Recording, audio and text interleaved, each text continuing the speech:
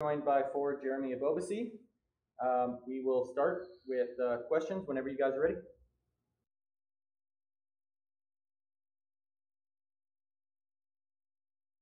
Let's go to Alex Morgan. Hi, Jeremy.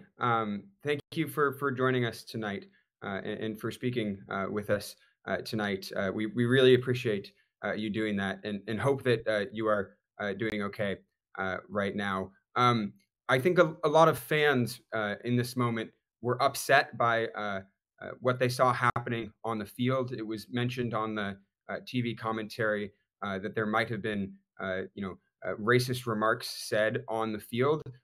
But a lot of fans, and we don't have a ton of information right now about what went on in those 20-minute conversations on the field, what happened, and to the extent that you feel comfortable, I think a lot of people would appreciate clarity on what happened.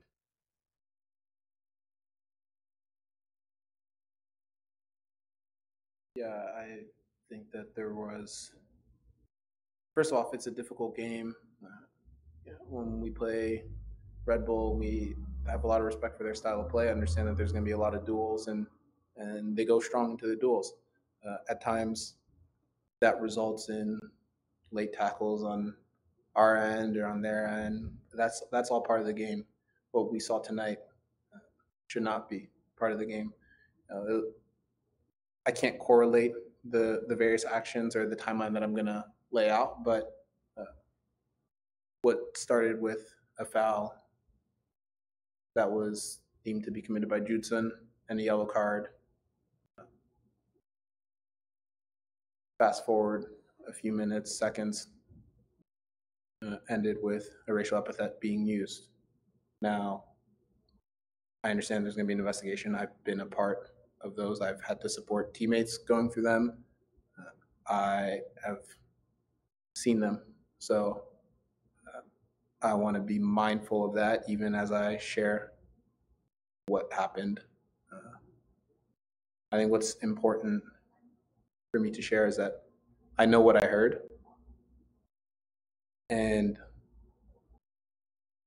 the reason why I felt after a lengthy conversation that we should continue on with the game is because the player who said the word claimed that it was not aimed at any of us.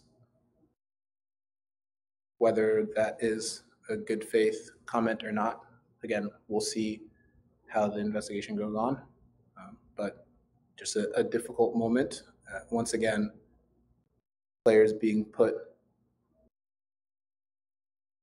in charge, forced to make a decision, manage all sorts of emotions because the system is not robust enough to capture moments and gain clarity within the matter of minutes, seconds that these actions happen. So, yeah, I think what's important is that the team was united in whichever step we move forward with. And that goes from top to bottom, coaches to players. Thank you, Jeremy. Let's go to Jamin Moore. Hi, Jeremy. Thanks for speaking with us tonight. Was there ever a consideration in doing what we've seen done in lower leagues of U.S. soccer and in other places of potentially suspending the game and walking off the pitch, or did you take the feedback that you got from the player and what they said at face value? Walk us through kind of the thought process of what you felt was best for that particular situation as a team. Thank you. Yeah, everything was on the table. Again, it's an especially emotional moment because when you're on the field, you don't have the same mechanisms to deal with that kind of behavior as you would if you weren't on the field. So you have to deal with them within the confines of our sport. and the fans that are in the stadium and the infrastructure that we have. From an officiating standpoint, there was not a conversation on suspending the game, to my knowledge. I do believe that the refs went through their process of talking to the captains, talking to the coaches, trying to capture what they could capture. Ultimately, I have to take what is said to me at face value and proceed with that knowledge,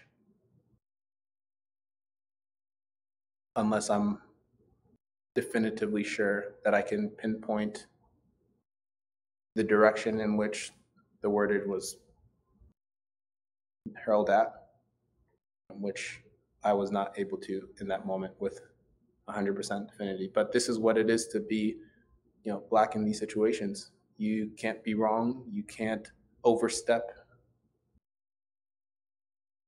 anything outside of what you know to be fact.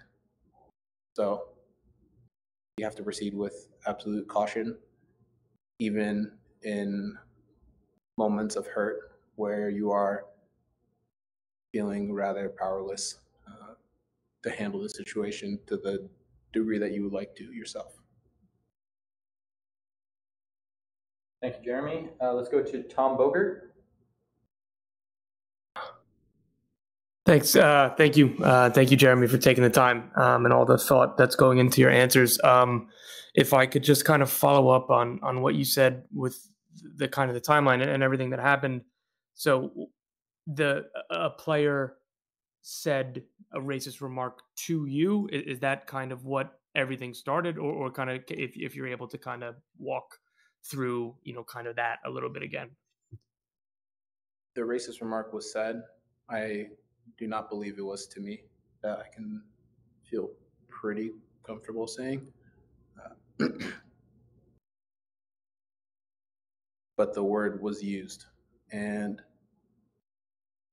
from there, anyone can make any sort of inference as to who was hurled at. But I think that's what the investigation has to really get to the bottom of.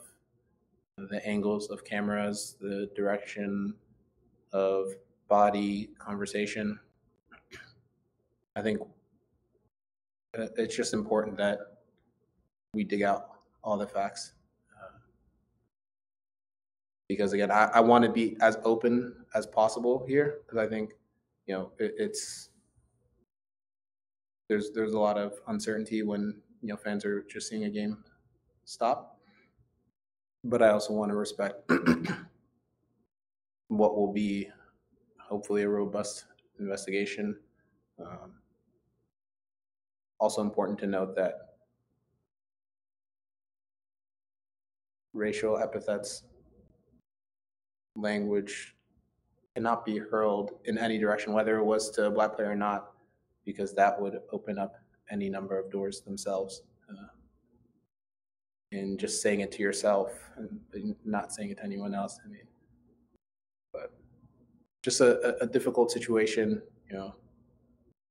but I'm grateful that I was with my teammates and they deferred to me. And what you saw in our ability to finish the game, the manner that we did, was a team that's united and that faces any sort of adversity, whether within the confines or out of bounds, and we have each other's back, and when we make a decision, we go with it.